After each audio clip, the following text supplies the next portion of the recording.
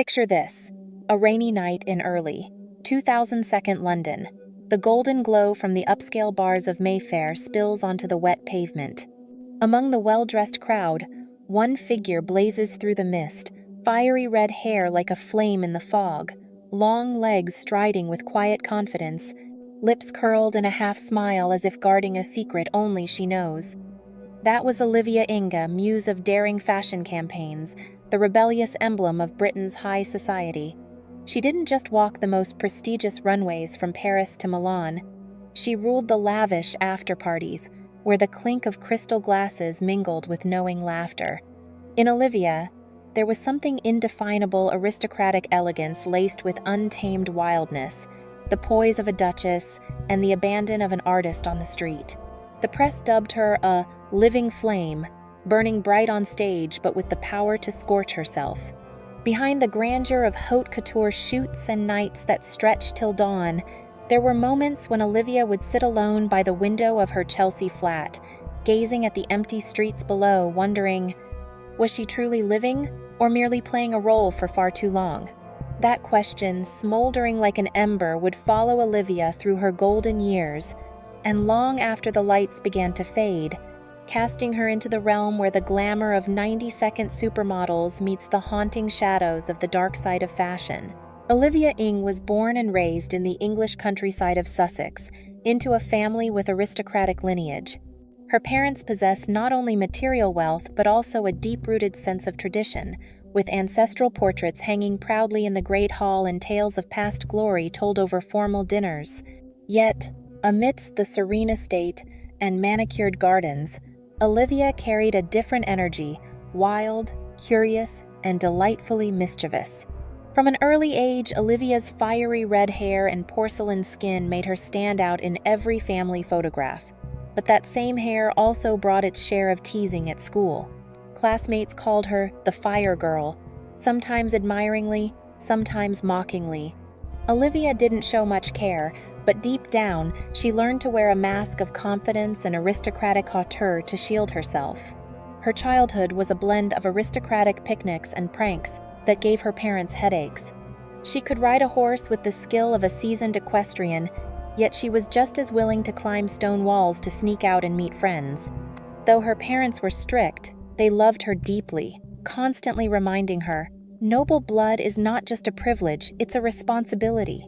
In her teenage years, Olivia began shaping her own fashion identity. While classmates stuck to conventional uniforms, she would secretly alter hems, add vintage brooches, and mix fabrics to stand out. The small town started buzzing about the red-haired Inge girl, who wasn't afraid to break the rules. Despite a life cushioned by privilege, Olivia wasn't always happy. Her parents' busy schedules and social obligations left her with long stretches of solitude. She found solace in books, music, and occasional trips to London, brief escapes that revealed a world starkly different from the order of the family estate, vibrant, unpredictable, and brimming with possibility. She would later say it was this split between two worlds, one steeped in aristocratic glamour, the other in the raw pulse of London streets, that made her who she was. It gave her the discipline to survive in the ruthless fashion industry, and the rebellious streak to never be consumed by it. And so, as she stepped into her 20s, this unique energy, paired with her striking looks, would lead her down a path no one in her family could have predicted. The international runways where 90s Supermodels reigned, and where the dark side of fashion was never far behind. Olivia Inge's entry into modeling didn't come from a beauty contest or a random mall scouting. It came from a fleeting moment where fate and chance collided. It was a rainy afternoon in Shoreditch, London, when one-year-old Olivia attended an art exhibition with friends. She wore a vintage wine-colored dress, her fiery hair cascading down her shoulders, her blue eyes bright with curiosity. In a room filled with abstract paintings and murmured conversations, a man approached her, a freelance fashion photographer who had worked with major magazines. He said plainly, "You have a face the light will love." Olivia laughed at first. Modeling had never been part of her plan. She was studying fine arts at the time. But the photographer's persistence, combined with her innate curiosity, led her to agree to a test shoot. The shoot took place in a modest East London studio. As the camera began to click, Olivia discovered she wasn't awkward at all. She instinctively knew how to use her gaze, her gestures, her angles to tell a story. The result's a series of black and white portraits with her flaming hair, as the centerpiece quickly caught the eye of a fashion magazine editor. Word about the mysterious red-haired girl spread fast. Within weeks, Olivia was invited to a casting for a small show at London Fashion Week. Her family initially objected, fearing the fashion world would consume her, but Olivia stood firm, insisting it was just a short experience before returning to school. On casting day, dozens of tall, statuesque women waited in line. Olivia, in borrowed heels and without makeup, stood out in a different way. When she walked natural yet confident, the judges whispered to each other. She received the nod that would put her on a real runway for the first time. That first walk was transformative. As she stepped into the light, music swelling, cameras flashing from every seat, Olivia felt as though she were living in a film. From that moment on, whether she returned to school or not, her path had irrevocably changed, pulling her toward the world where 90-second supermodels had made history and where the dark side of fashion waited in the wings. If her first London Fashion Week casting had opened the door, the following fashion seasons pulled Olivia Inge straight into the heart of the whirlwind of fame. After only a handful of shows in London, Olivia caught the eye of some of the industry's most powerful names. Vivienne Westwood was captivated by her aristocratic wildness and invited her to walk in one of her most iconic collections. The combination of Olivia's blazing red hair, porcelain skin, and gaze that was both regal and enigmatic made her the focal point of every lens. Then Paris called. On Dior's runway, Olivia stepped out in a sweeping haute couture gown, each layer of lace and silk billowing with her stride. The audience seemed to hold their breath. One renowned fashion photographer wrote on his blog, "Olivia Inge doesn't just wear clothes, she tells their story." Milan soon followed. She appeared in Versace, wearing daring, body-hugging designs that shattered her traditional aristocrat image, revealing a powerful, magnetic sensuality. The industry began to see that she wasn't just a new face, she was a brand in her own right. Major advertising campaigns quickly followed. Burberry with its quintessentially British mood, and luxury jewelry houses that wanted Olivia's image to embody both elegance and individuality. The press was enamored. Articles celebrating London's red-haired girl appeared everywhere. At galas, charity events, and even Oscar after-parties, Olivia was treated as an A-list celebrity. Her peak wasn't simply measured by the brands she worked with, it was in how she turned every appearance into a moment to remember. A subtle head turn on the red carpet, a half smile at the end of the runway, the graceful way she raised a champagne glass at a party. Each was captured, shared, and remembered, making Olivia a visual icon of the era. Yet as flawless as it all seemed, small cracks had begun to form. She was still radiant, still burning bright, but behind the curtains, a part of her was starting to feel tired. In those fleeting moments of quiet, she might have sensed the truth that in the world of 90-second supermodels, the dark side of fashion was never far away, waiting patiently for its turn in the spotlight. What made Olivia Inge an icon, rather than just another name in the modeling world, was her refusal to obey the industry's unspoken rules.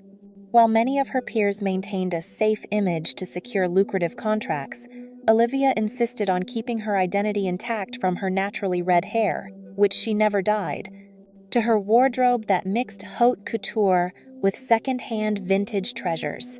She once flatly turned down a highly paid contract with a global cosmetics brand because they demanded she change her hair color.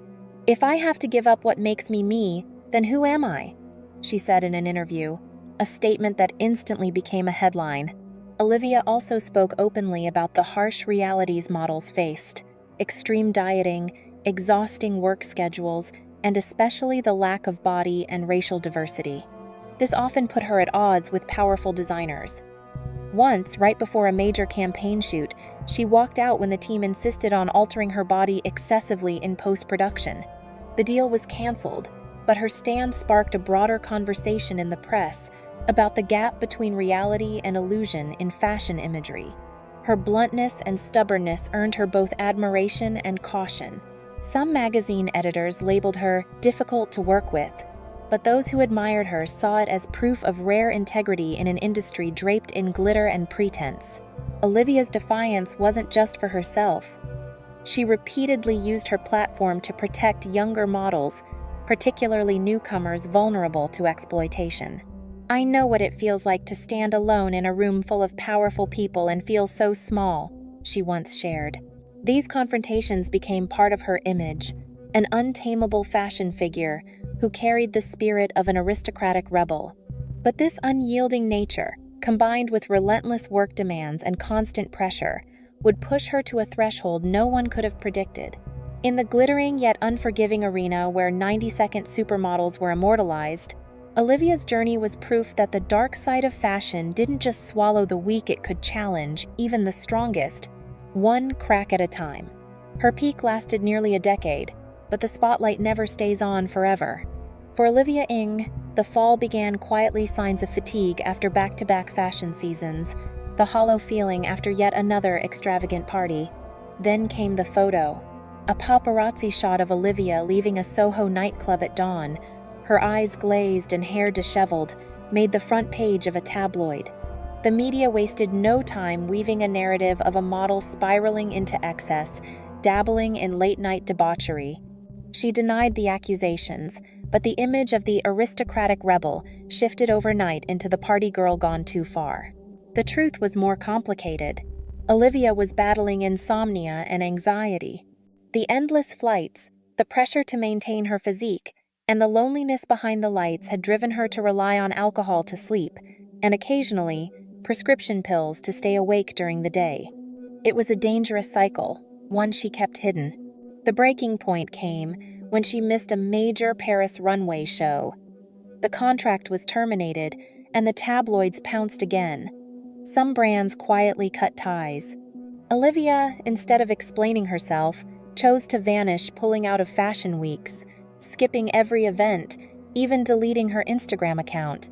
For nearly 2 years, news of her dwindled. Rumors surfaced. Some claimed she had returned to Sussex to live with her family.